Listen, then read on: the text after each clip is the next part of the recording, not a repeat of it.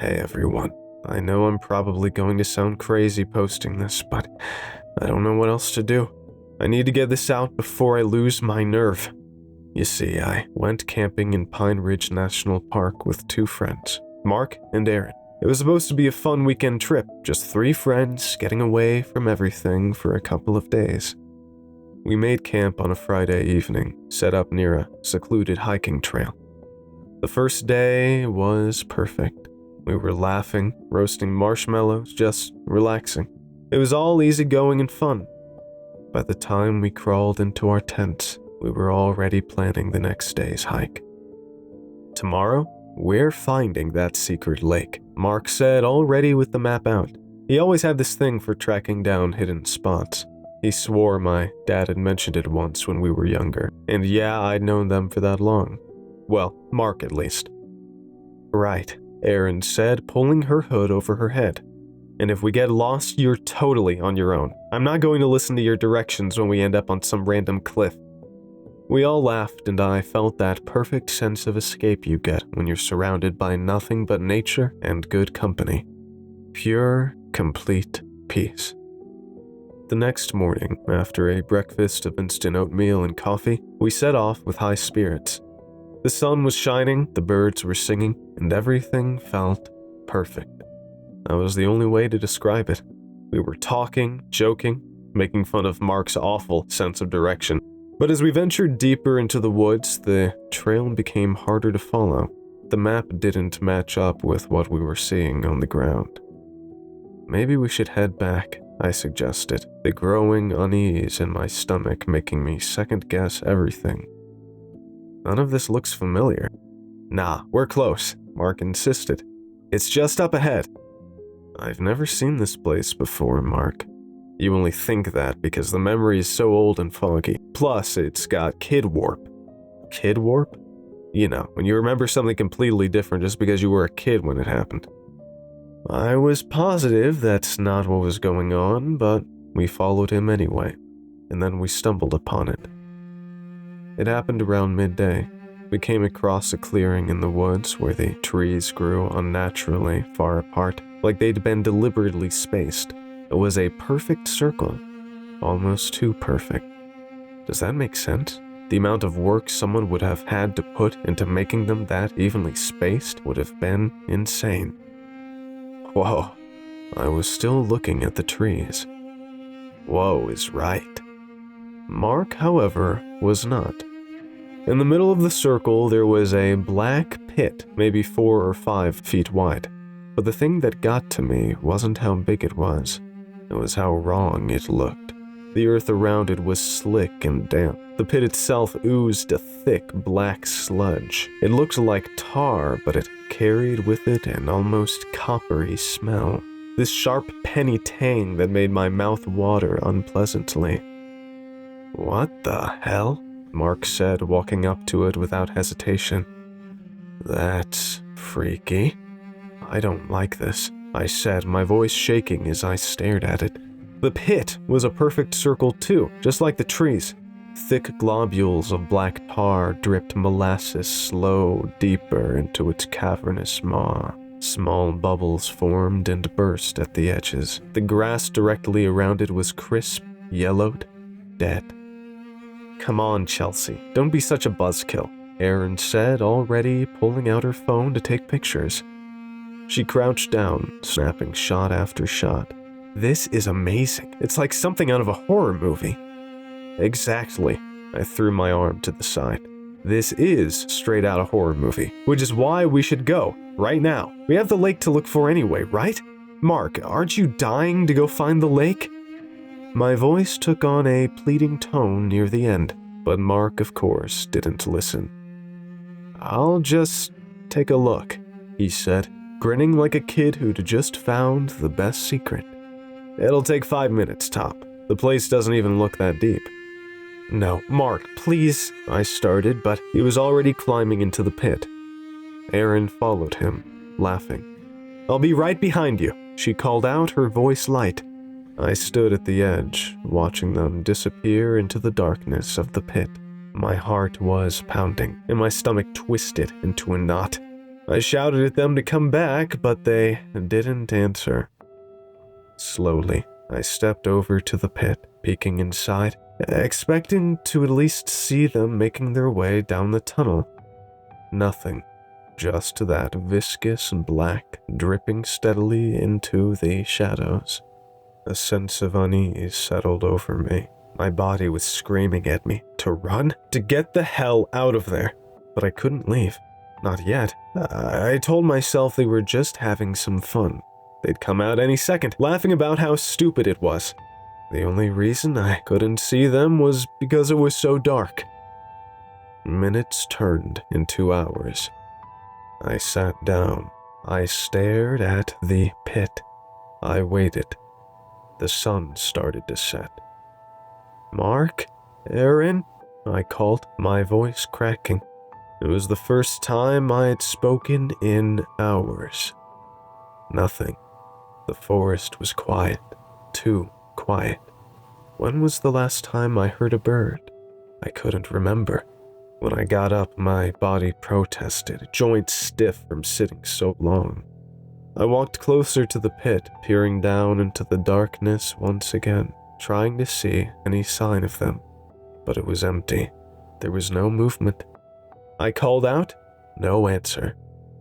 It was going to be dark soon. Unease turned into panic, and I decided to call them and make them come back up.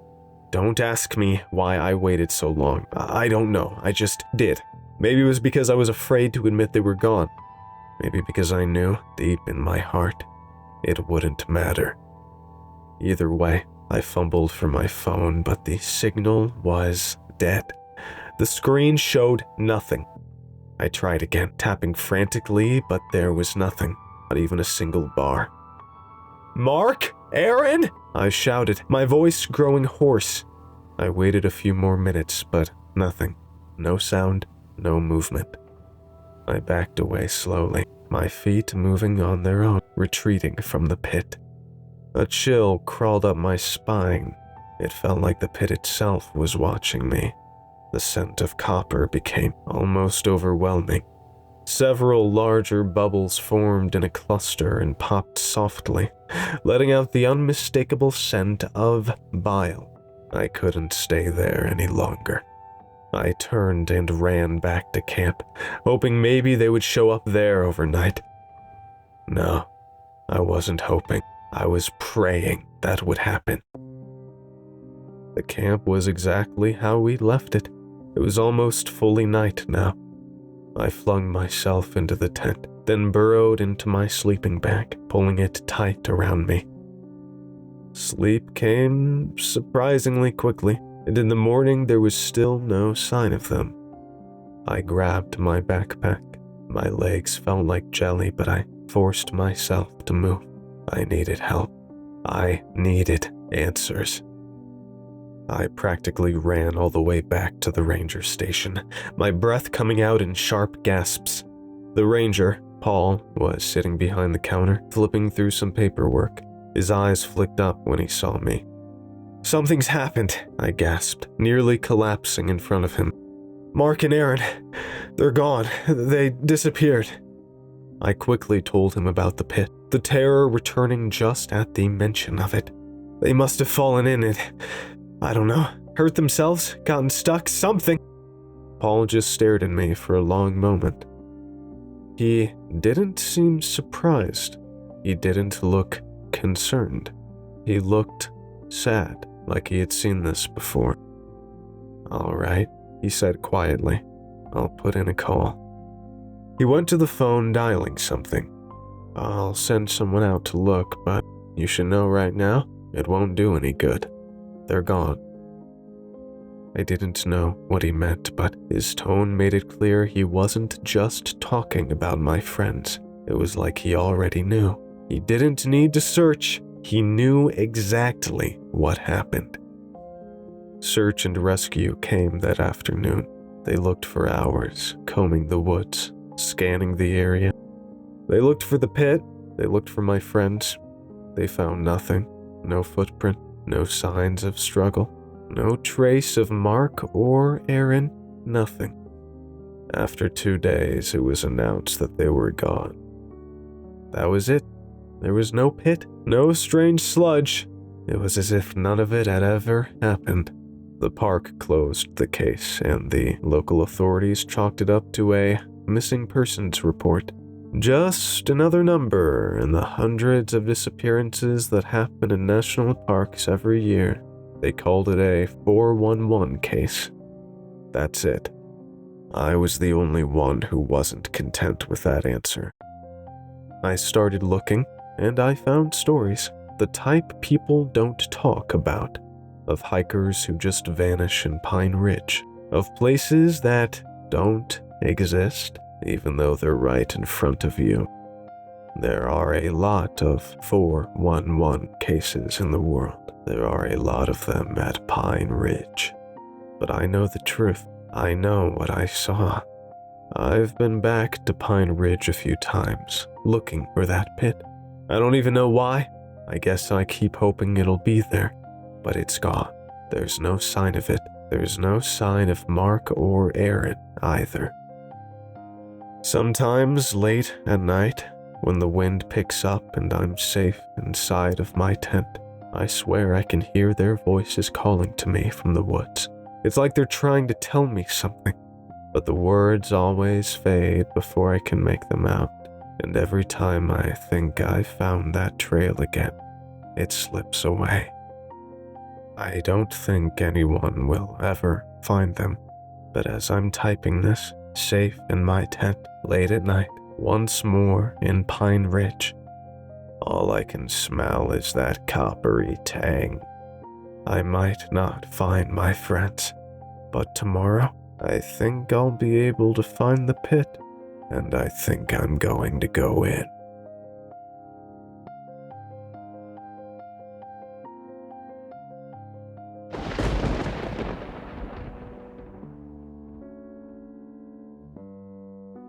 I grew up in a small, shitty Texas town.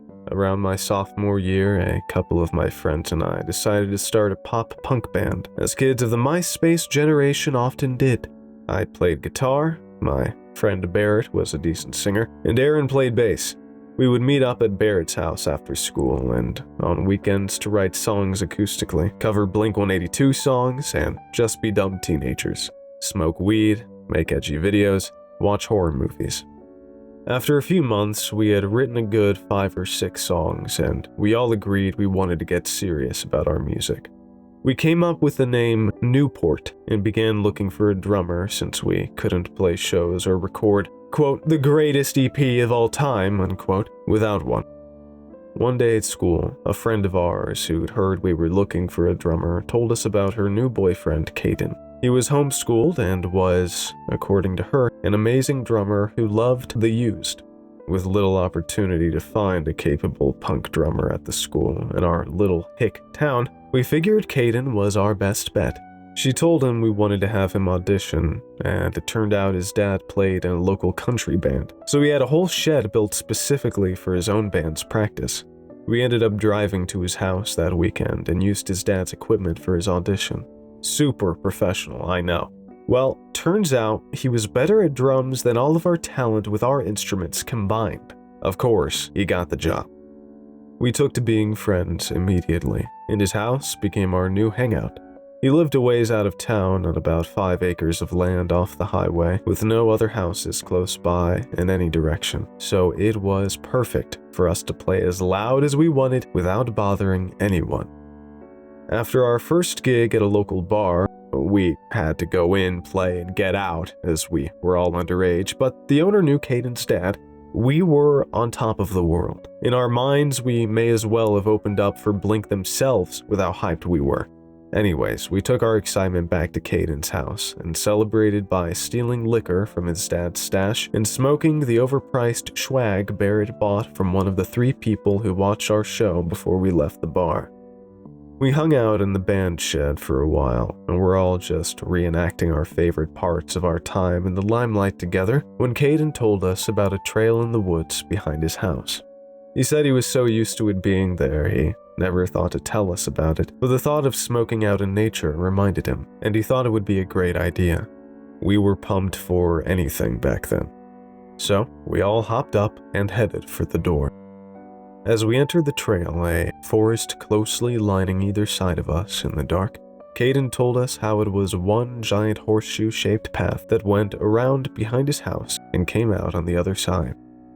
We started our journey through, smoking, picking up walking sticks, and talking shit, when Aaron suddenly tripped over something. This was before smartphones were all that common, so we didn't have phone lights to see what it was.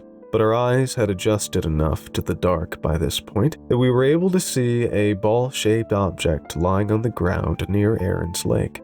He sat up and grabbed it. Dude, it's a fucking magic 8-ball! It was too dark to see it completely, but Aaron could tell from holding it up close what it was. Caden told us he never owned one and had no idea where it could have come from, as we were on their isolated private property. We didn't really care where it came from though. We were high and just wanted to go back in to play with the new toy. When we got back inside the shed, we could finally see the 8-ball in all its dusty glory. Aaron wiped it off with his shirt, and when he did, I noticed there was a name scratched into it. It was deep, like it was done with something sharp. The crudely carved name read, Luci. Caden chalked it up to some kids possibly sneaking onto the property somehow and leaving it behind. We weren't all too concerned with its origins. I wish we would have been. We just wanted to see what it had to say. Aaron asked if we should smoke more weed. It is decidedly so. Our stoned teenage minds couldn't handle the hilarity of this answer. We laughed for hours on end, asking it immature questions. Did Barrett make out with Sarah? Should I eat another one of Caden's dad's Popeye's biscuits from the fridge? Will our EP be a hit?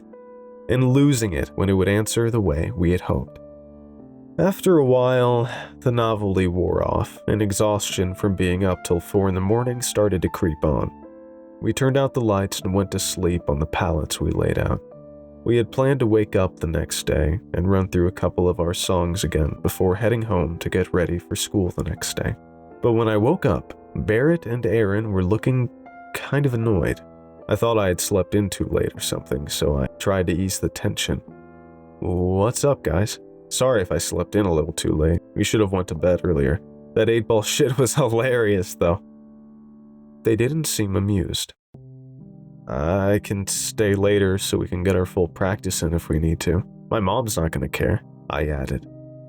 That's the problem. Caden doesn't want to practice today, Barrett hissed. He's still playing with that fucking thing. I gave Aaron a questioning look, thinking Barrett was just in a bad mood. I think he's starting to lose it or something, man. Oh well, I'm riding with Barrett and we're gonna head out. We'll see you at school tomorrow. We can figure out our next band practice then. Let us know if you get anything out of Caden. I said bye and wanted to see the crazed Caden for myself, so I meandered up to the front door of his house and walked in. I said his name loud enough for anyone in the house to hear it, but he didn't reply.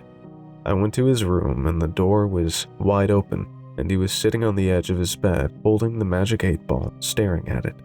He was maybe 6 feet from me, but he seemed so far away.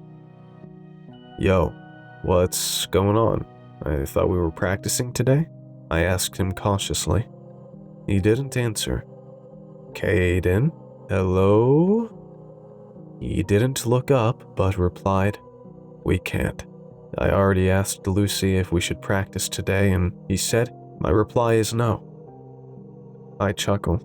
Clearly he was playing around. In the month we had known each other, we had become fast friends. We all loved to joke around about everything and never took anything seriously. In my mind, he was trying to play the long game. Make us think he was losing it, then he would look up slyly and we'd all burst out laughing. Alright, bro. Well, I'll text you tomorrow with the plans for next practice. You gonna hop on RuneScape tonight? He never looked up, just kept staring at the die floating in the dark blue inside the 8-ball. I'll ask and see later, Caden replied blankly. I left without another word, starting to question if it really was a joke. Maybe he is starting to lose it. Would he miss practice over a laugh? Honestly, with how immature we were, I wouldn't have put it past one of us. I texted him to see if he was going to game with me, but his only text back was just, "Don't count on it." The next day, when I saw Barrett and Aaron in the school cafeteria, Barrett told me how he got a text from Caden saying that he could practice that weekend. But what should have been good news came in the form of a text that only said, "Signs point to yes." Though we were weirded out. We went to Caden's after school that Friday and had an awkward band practice where Caden didn't say a word. He just played along. He played as amazing as ever, but he wasn't himself. He didn't joke around with us. He didn't help us when we tried to think of lyrics for a song we were working on. He just sat on his drum throne and played our songs. And that was it. When practice was over, Aaron and Barrett were so over the whole 8-ball situation, they just left without saying a thing to Caden. It didn't look like he noticed either. I decided to stay and see if I could find out how much longer he was going to act like a psycho. "Hey, man, you mind if I hang out for a little tonight?" I asked him. He looked over at the ball, which it seems had been sealed in a wrapped towel on the floor all practice, with the die facing him. He reached down, picked it up, and shook it. "Don't count on it," he said, standing up and walking past me without taking his eyes off of the ball. As he reached for the handle on the door to the shed, I grabbed his shoulder to try to turn him toward me, but something felt strange when I touched him. He stopped moving, and I felt a creepy feeling of overwhelming hatred arc up my arm and into my head like a bolt of electricity. I yanked my hand away and stared in horror as he stayed facing away from me, not moving, but the reflection in the door showed more than just me and Caden. A suited man stood behind me. He had to have been about 7 or 8 feet tall. He was smiling like a kid with a new toy. "Caden, you have to get rid of that thing. Now. This isn't a fucking joke, okay?" I wanted to grab the 8-ball, but every cell in my body screamed out to me to get out of that room and as far away from that thing as possible. I don't know if there was anywhere in the world far enough. Caden opened the door to the shed without a word and went into his house.